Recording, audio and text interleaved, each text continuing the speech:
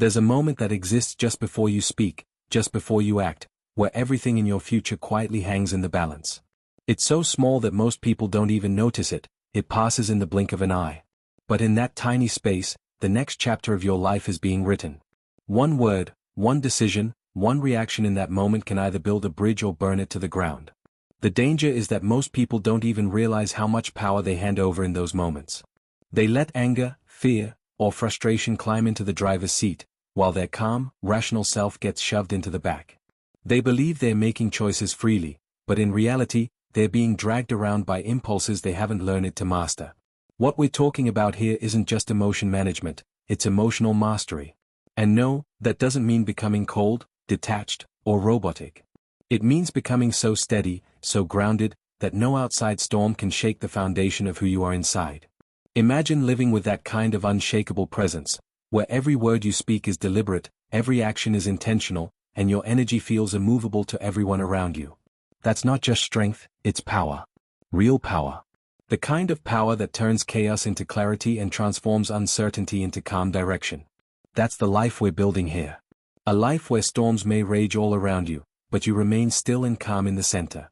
If that resonates with you, if you believe in becoming someone who walks through life with clarity, purpose, and inner control, then you're exactly where you need to be. Because here's the truth, sometimes, it only takes a split second to change everything. Your mood, your relationships, even the course of your day. Think about it. One careless comment. One sharp look. One unexpected event. In that instant, it can feel like your whole body is screaming at you to react without hesitation. You've felt it before, the heat in your chest, the tightening of your jaw, the rush of adrenaline pushing you to say or do something immediately. In those moments, it feels like if you don't react, you'll explode. And that's the trap. That's how most people live, pulled around like puppets by the first emotion that shows up. We've all been there. Saying words we couldn't take back. Taking actions we later regretted. Looking back and asking ourselves, why did I do that? Why couldn't I just pause? The Stoics knew this problem centuries ago. They warned us about how dangerous those unchecked moments could be. And that's exactly where the practice of the 5-second reset comes in. At first, it sounds almost laughably simple, just 5 seconds? Could that really change anything?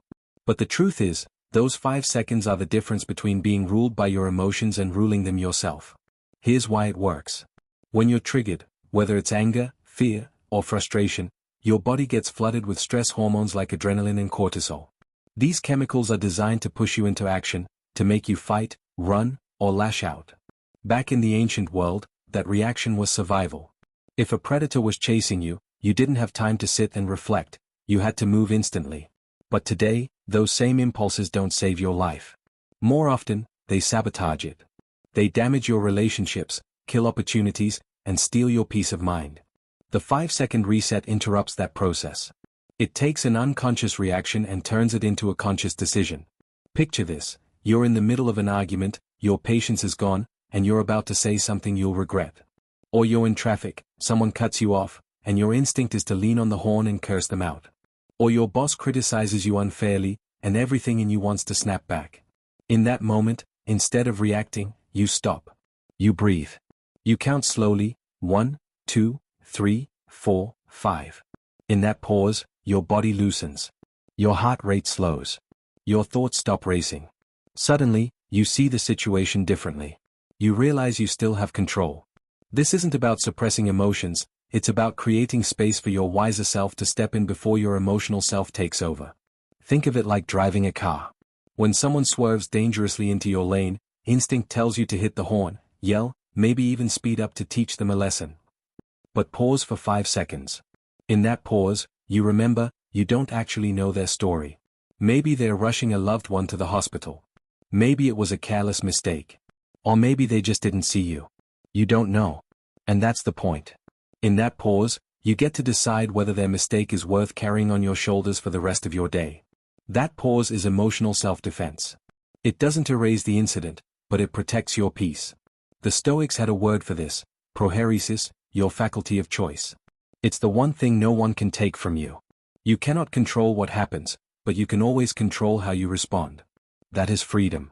At first, you won't get it perfect. Sometimes you'll forget. Sometimes you'll only make it to 3 before saying something sharp. But each time you succeed, even once, you're rewiring your brain to choose clarity over chaos. That's growth. Neuroscience confirms this. Those 5 seconds literally shift your brain activity from your amygdala, the emotional center, to your prefrontal cortex, the rational decision maker. In plain terms, you're giving your brain time to switch from fight or flight mode into think it through mode. Aristotle once said, anybody can become angry, that is easy. But to be angry with the right person, to the right degree, at the right time, for the right purpose, and in the right way, that is not within everyone's power. The 5-second reset is how you begin to develop that power. And no, it won't make your problems disappear. It won't turn you into a monk who never feels anger or stress. But it will stop you from pouring gasoline on a fire that would have burned out on its own. Think back to the last time you regretted something you said. What if you had paused for just 5 seconds? Would it have come out differently? Almost always, the answer is yes. Those 5 seconds are a gift, not only to yourself, but to everyone around you. They declare, I am in control. My emotions don't dictate my behavior. I do. Now imagine applying this to every part of your life. Your partner makes a hurtful remark, 5 seconds. Your boss criticizes you unfairly, 5 seconds. A stranger insults you online, 5 seconds. Over time, you start noticing something strange. Storms pass without you needing to step into them. Conflicts die before they even begin. You start saving energy for what really matters. That quiet steadiness becomes your strength. Marcus Aurelius reminded himself daily, you have power over your mind, not outside events. Realize this, and you will find strength. That's exactly what the 5-second reset teaches you. It's not just a mental trick, it's a way of living. With practice, you realize it's not even about the counting anymore. It's about presence. About self-awareness. About resilience. Each time you do it, you're telling yourself, I value peace over pride. I value clarity over chaos. I value integrity over impulse. And slowly, you become someone you deeply respect. Make room for your feelings. Most people think emotional control means shutting emotions down, locking them away, or pretending they don't exist. But that's not strength, that's denial. Denial is fragile, and what we resist almost always returns with greater force. The truth is, emotions are not the enemy. They are signals, carrying information about what matters to us, about what we value, about where something in our life feels off balance. When you suppress those signals, you lose not just the pain, but also the wisdom hidden inside. The Stoics didn't tell us to live like stone statues, untouched by feeling.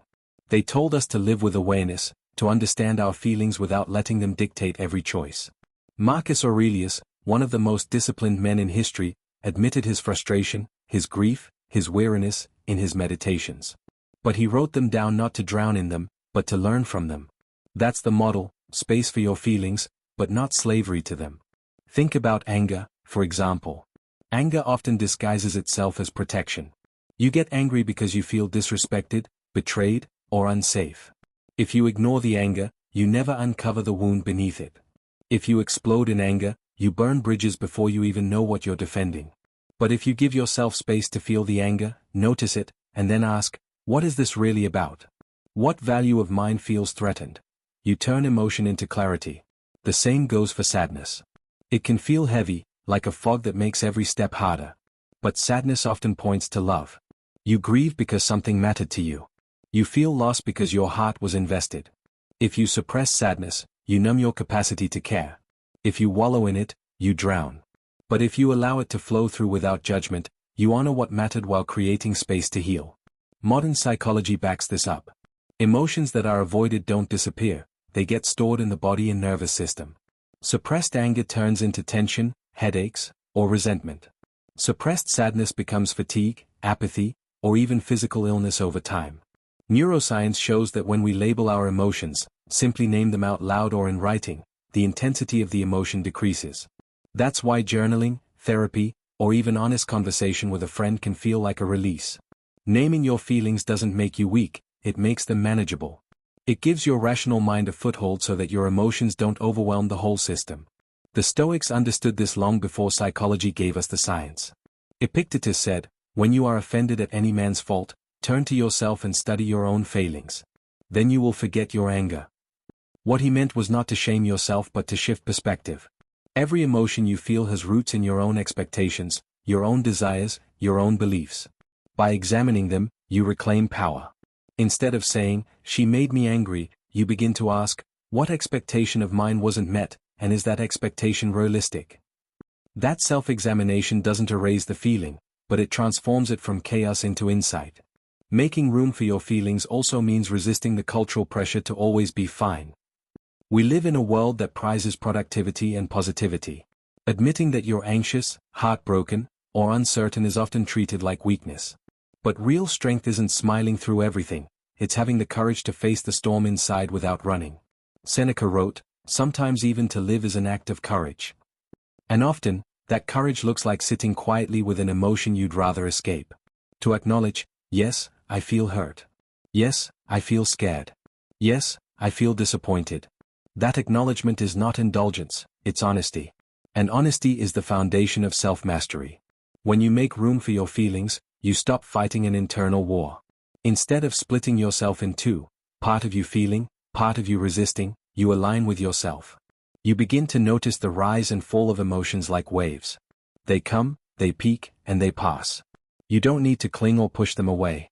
This is what the Stoics meant when they spoke of living in harmony with nature. Human nature includes emotions.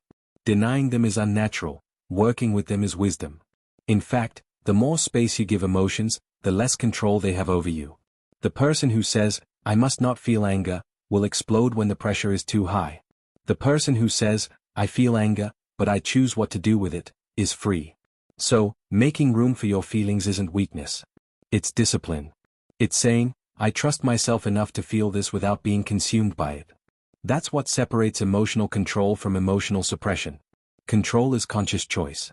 Suppression is fear. When you practice this balance daily, naming your emotions, understanding them, but not letting them rule, you build the kind of resilience the Stoics admired. Because at the end of the day, the goal isn't to feel less, it's to feel fully, and still choose wisely.